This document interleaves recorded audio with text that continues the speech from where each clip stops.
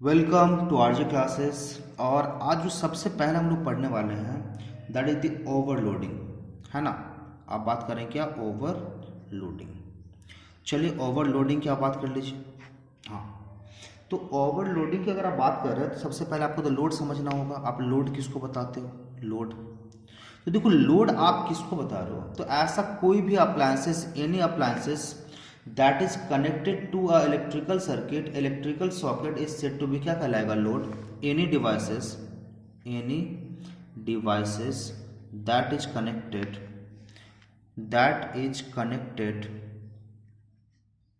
to an electrical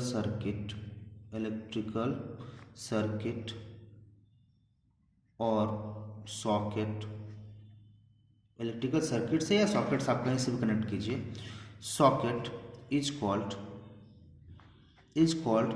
overloading. देखो, ये तो समझ में आ गया आपके। सॉरी, ओवरलोडिंग वर्ड को यहाँ देख ले, इज कॉल्ड लोड। आप इसको ओवरलोडिंग नहीं, इसको आप क्या बोलते हो? लोड बोलते हो। तो आप समझ में आ गया कि ऐसा कुछ भी जो आप इलेक्ट्रिकल सर्किट से कनेक्ट करोगे उसको आप क्या बताते हो? लोड बताते हो। अच्छा, अब ओवरलोड की बात कर लेते हैं। सपोज करो मेरे पास ये सॉकेट है और इसी से हमने 1, 2 और ये 3 ए, बी एंड सी, ये 3 अप्लायंसेस को क्या होता है, इससे हम आराम से स्मूथली कनेक्ट कर सकते हैं। और इसकी कैपेसिटी है कि इन तीनों के लिए जो मेरा करंट पास होगा उतने करंट को ये और आराम से क्या करेगा? ये झेल लेगा, यहाँ से स्मूथली पास हो जाएगा। अब हमने इसी से क्या किया, आपके पास से डी भी पास कर दिया, इसी से हमने क्या किया, ई भी कनेक्ट कर दिया, इसी से हमने एफ भी कनेक्ट कर दिया और इसी से हमने जी भी कनेक्ट कर दिया। अब प्रॉपर्ली समझिए, आपके पास ये सिंगल सॉकेट है ना, और इससे आपने क्या किया, एक लार्ज नंबर ऑफ अप्लायंसेस क्या किया, कनेक्ट कर दिया। अब जब ये large number of appliances connect किए तो ऑब्वियसली इनके लिए करंट जो पास होगा उनका अमाउंट भी तो लार्ज होगा। प्रॉपर्ली समझने की कोशिश कीजिए, मैं ओवरलोडिंग समझा रहा हूं आपको। अभी आपने क्या किया, लोड इसके लिए क्या था, ए, बी एंड सी तक का जो लोड था ये कंप्लीटली क्या कर सकता था? झेल सकता था। ये स्मूथली इनको क्या कर सकता था? मैनेज कर सकता था। सो आप जब बात कर रहे हैं क्या, अब क्या किया आपने, इसके संग एक्स्ट्रा लोड एफ, डी और क्या जगह आपने जी, ई, ये सारे के सारे आपने क्या किया, एक्स्ट्रा लोड आपने डाल दिया। तो ये क्या हो गया? ओवरलोड आप इसके संग डाल रहे हैं।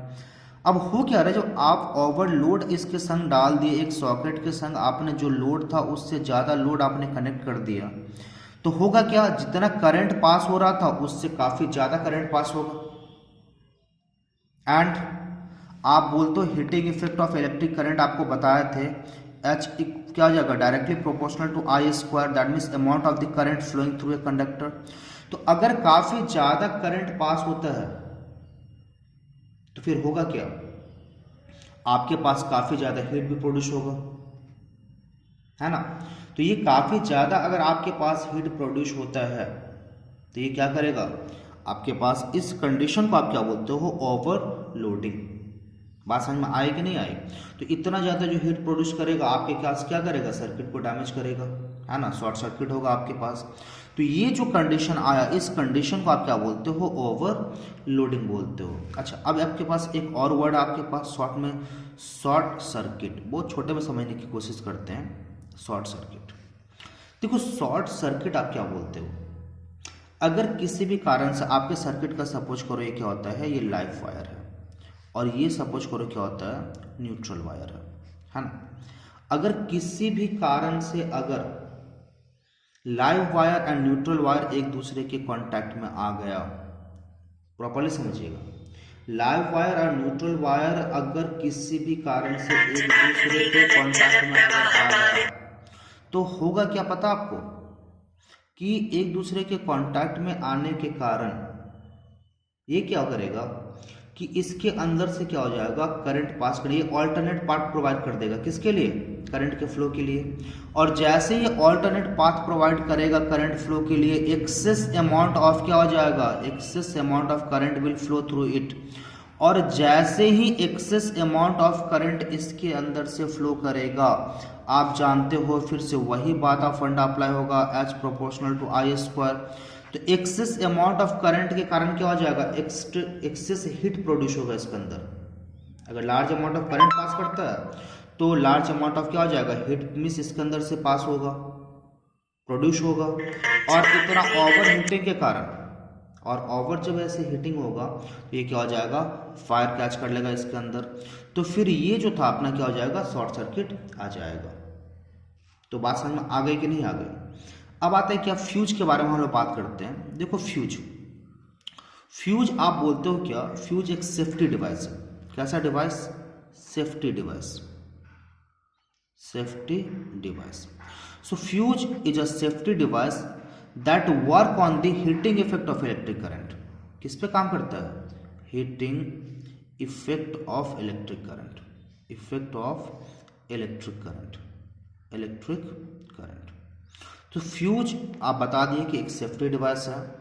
ये क्या करेगा, हीटिंग इफेक्ट पे क्या करेगा, मीन्स इलेक्ट्रिक करंट का काम करेगा। कैसे काम करता है, सपोज करो फ्यूज के दो एंड है। ये सपोज करो हमने इससे क्या किया, लाइव वायर को कनेक्ट कर दिया।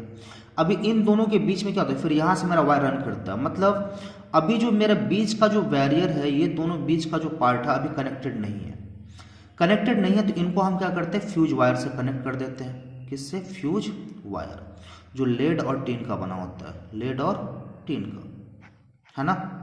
तो फ्यूज वायर से हमने कनेक्ट कर दिया और इसके अंदर से क्या हो रहा है, अभी करंट पास कर रहा है, स्मूथली पास कर रहा है। जब मेरा एक्सेस करंट इसके अंदर से पास करेगा, एक्स्ट्रा करंट पास करेगा या एक्सेस करंट पास करेगा, तो होगा क्या, एक्सेस करंट पास होने के कारण आप बोलते हो sir H proportional to I square, मतलब एक्सेस हीट भी पास करेगा।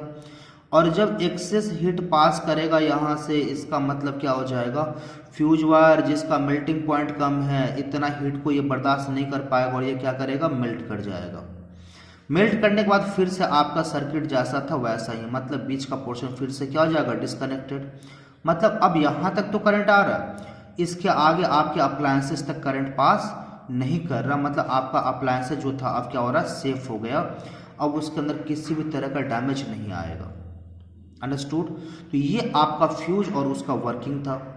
अच्छा, फ्यूज वायर के अंदर ऐसा क्या क्वालिटी है कि जिसके कारण क्या हो जाता है कि ये मेल्ट कर जाता है या ये क्या करता है, हीटिंग इफेक्ट को मीन्स रिस्पॉन्ड करता है। तो फ्यूज वायर के अंदर देखिए कुछ क्वालिटी है। सबसे पहला ये थिन होगा, थिन वायर है, क्वालिटी क्या क्या है।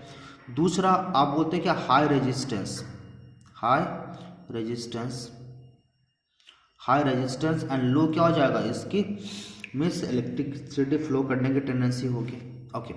तीसरी जो आप बात कर रहे हैं इसके अंदर आपने देखिए हो जाएगा low melting point, low melting point, ताकि क्या हो जाएगा, अगर काफ़ी ज़्यादा हीट प्रोड्यूस हो तो ये मेल्ट कर जाए।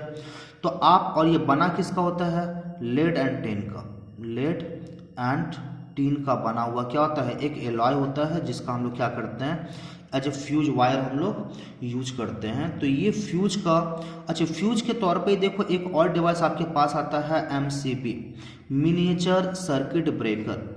देखो फ्यूज एंड MCB में बिल्कुल ही फर्क नहीं है। Fuse and MCB both work on the heating effect of electric current, both have only one function कि if excess current pass through the appliances through the circuit, तो उस एक्सेस करंट के कारण अपने अप्लायंसेस को डैमेज ना हो, तो फिर वही काम ये करता है। तो ये क्या करता है, यहाँ पे फ्यूज वायर लगा होता है, जो फ्यूज वायर क्या करता है, मेल्ट कर जाता है। लेकिन ये MCB क्या होता है, ये ऑटोमेटिक डिवाइस है ना।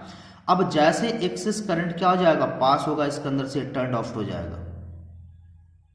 और जैसे ही फिर क्या हो जाएगा, आप इसको टर्न ऑन कर दो फिर, तो एक्सेस करंट जब पास हो रहा था ये क्या हो जाएगा, टर्न ऑफ हो गया। यहाँ पे क्या हो रहा था, ये फ्यूज हो रहा था और ये क्या होता है, टर्न ऑफ हो जाता है, जिससे आपका क्या होता है, अप्लायंसेस प्रॉपरली प्रोटेक्टेड रह जाता है, उसके अंदर किसी भी तरह का कोई डैमेज नहीं आता है। हाँ, इसमें क्या होता है, फ्यूज वायर को आपको जैसे फ्यूज वायर मेल्ट किया बार बार आपको रिप्लेस करना पड़ता है। यहाँ इस तरह का कोई भी सिस्टम नहीं है, रिप्लेस